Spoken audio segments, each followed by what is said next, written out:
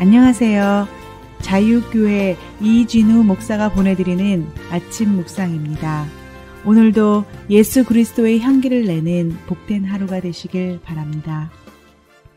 4월 26일 금요일 아침 묵상입니다. 오늘은 베들레헴 여인들의 축복이라는 제목으로 룻기 4장 13절로 15절의 말씀 계속해서 묵상합니다.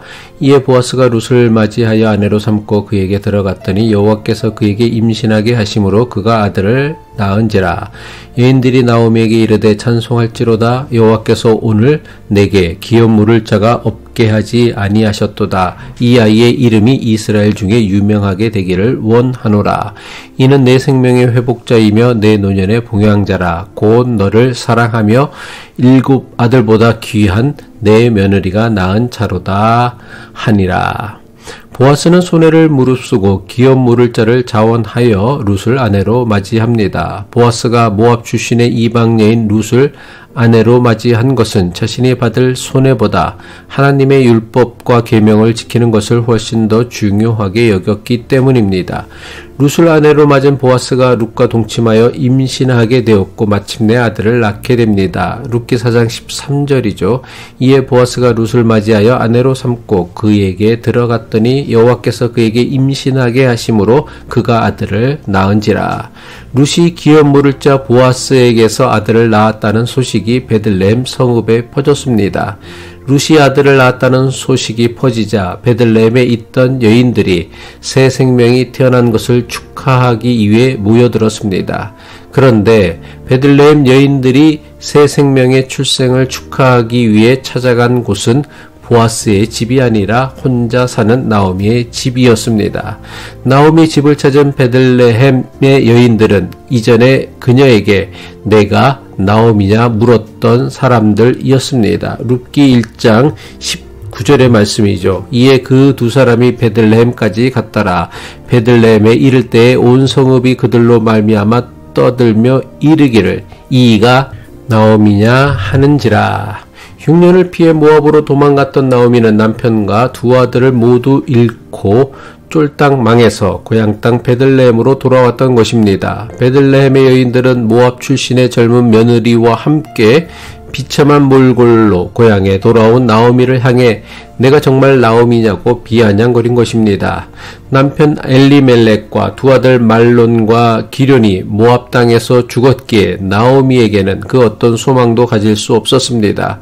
그래서 나오미는 자신을 향해 내가 나오미냐 묻는 베들레헴 여인들을 향해 더는 자신을 나오미라 부르지 말고 마라로 부르라고 했습니다. 나오미는 기쁨이라는 뜻을 지닌 이름이었지만 그녀에겐 그 어떤 기쁨도 남아 있지 않았습니다. 그래서 마라라 불러달라고 한 것입니다. 마라는 쓰다는 뜻이 있습니다. 이제 자기 인생에는 쓰디쓴 고통만 남았다는 것입니다. 하지만 룻이 엘리멜렉의 기업을 물을 자 보아스를 통해 아들을 낳은 것입니다. 룻이 기업을 물을 아들을 낳았기에 나오미의 가문은 끊어지지 않고 대를 이을 수 있고 그 기업을 다시 찾을 수 있게 된 것입니다. 이 사실을 너무나 잘 아는 베들레헴 여인들이 나오미를 찾아 그녀가 가문과 기업을 다시 잇게 된 것을 축복한 것입니다. 룻기 4장 14절이죠. 여인들이 나오미에게 이르되 찬송할지로다. 여호와께서 오늘 내게 기업 물을 자가 없게 하지 아니하셨도다. 이 아이의 이름이 이스라엘 중에 유명하게 되기를 원하노라. 베들레헴 여인들이 축복한 것처럼 룻이 보아스에게서 낳은 아들 오벳은 이스라엘에서 유명한 사람이 됩니다. 나중에 자세히 살펴보겠지만 룻이 낳은 아들 오벳은 훗날 이새를 낳고 이새는 장차 이스라엘 역사에서 최고의 영웅으로 추앙받는 다윗 왕을 낳게 됩니다. 이 모든 것이 모압 땅에서부터 시어머니 나오미를 섬기기 위해 따라 나선 룻이 있었기에 가능했던 일입니다. 하나님께서는 남편과 두 아들을 다 잃은 나오미에게 며느리 룻을 동반자로 삼아주셔서 나오미의 인생을 역전시키신 것입니다. 룻이라는 이름의 뜻은 동반자라고 합니다. 룻은 자신의 이름처럼 나오미의 동반자가 되었고 보아스의 동반자가 된 것입니다. 베들레헴 여인들의 축복은 여기에서 그치지 않고 계속되었습니다. 룻기 4장 15절이죠.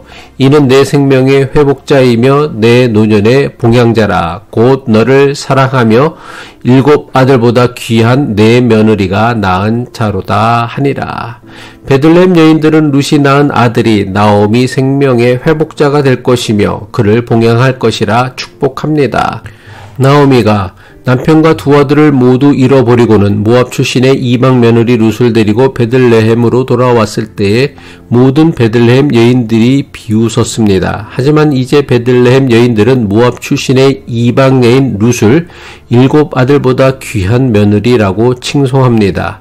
이스라엘 사람들은 아들 7을 두는 것을 하나님께 최고의 복을 받은 것으로 여겼습니다. 그 대표적인 경우가 욥입니다. 욥기 1장 2절이죠. 그에게 아들 7과 딸 3이 태어나니라. 그런데 베들레헴 여인들은 자신들이 비웃던 모압 출신의 이방 며느리 룻을 7 아들보다 더 귀한 자라고 칭송한 것입니다.